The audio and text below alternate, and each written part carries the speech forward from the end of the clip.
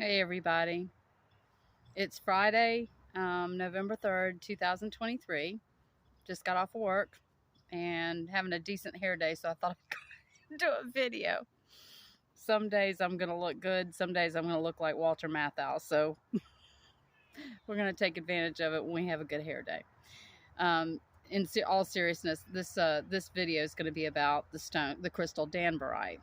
It was discovered in 1839 in Danbury, Connecticut, and it has an absolutely beautiful feel to it. It helps cleanse the crown chakra, and it helps to remove any blockages you have in your heart chakra. It's particularly good if you are grieving the loss of a loved one. On those days that you're grieving, particularly, I would keep one on me. It really helps to soothe that loss. And it helps you to create a sense of joy, and it helps you with your connection to the divine. It helps to alleviate pain. It assists in dream recall, and if you're like me, sometimes you just can't quite remember that dream.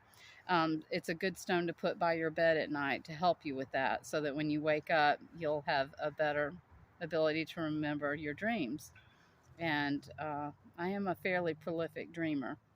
And speaking of that, just a side note, I'm going to be doing a series of dreams a little bit later. Anyway, it helps you with acceptance of yourself. It helps you to accept others. And it helps you to let your light shine. We all need that. I wanted to share, I'm going to show you the samples that I have of Danburite. And it looks a lot like your clear quartz. I'm going to show you all of them. I have two. The first Danburite I got is this one. And I got it from a friend's crystal shop. Her shop is called Nature's Curiosities, and her name is Cheryl. Anyway, it's got a wedge shape mine got broken off at the tip, but it usually goes straight across, and it has quite a kind of a wedge shape there. I have another sample of it. It's a smaller, thinner one, and this is it. I don't know if you can see that well or not. Absolutely gorgeous.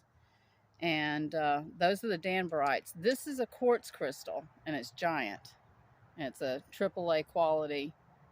Absolutely beautiful. This also came from Cheryl's shop, Nature's Curiosities. I love to get a magnifying glass and really get in there and look at all the occlusions on the inside. But the way you can tell the difference between Danburite and quartz crystal is if you look at the tip. A quartz crystal, this will show fairly well, I think.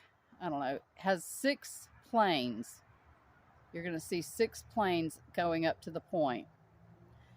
And the Danburite, I really don't know if you're going to be able to see this. There's only 4. Let me see if I can get it close to the... Anyway, yeah, it's not showing up too good.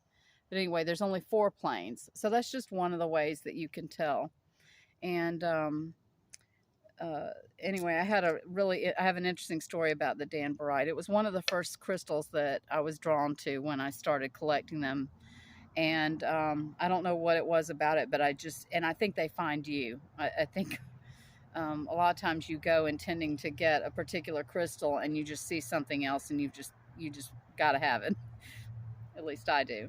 Anyway, this stone I worked with a lot, and it really helped me a lot. It helped me in my meditation, like I said, to connect with the divine.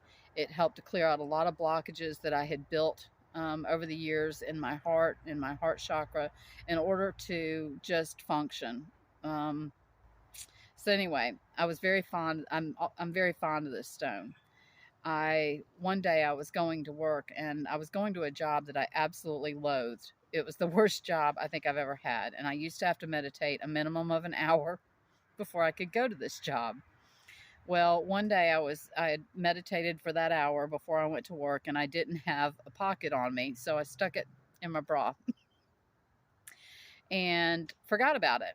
And when I got home that night, and I was changing him to my bedclothes, I realized that I had put it in there and it was no longer in there and I had lost it. And I was very upset. I was unreasonably upset. And so I talked to myself and I said, just calm down, Val. Let's do something different. So this is going to sound weird and we're definitely getting into the woo, but I did a meditation and I got really calm. And then I concentrated on that stone, picturing it in my mind. And I asked it where it was. And I got a flash. I got a vision of this gnarly tree, and it's near work. Every day I would park my car in almost the exact same spot, and because it was between shifts, I was having to park on the grass. And I pulled my car up the next day, um, put it in park, opened the door, shut the door, got out, and looked down at my feet, and I thought I saw a crumpled up piece of cellophane, and then I realized it was my stone, and it had told me where it was. That gnarled up tree is the only tree anywhere around that building. And so, I don't know. What do you think? Do you have any favorite stones that you'd like me to discuss? I have a fair amount. I don't have every stone, but I'm always looking to learn more. And I would really like it if the community would start, commenting more and getting more engaged and interacting in these videos. Um, anyway, I hope y'all have a blessed day, and I have some pretty exciting ideas for some videos coming up that uh, can't wait to do. Anyway, y'all have a great weekend, and I will be seeing you, and take care. Bye.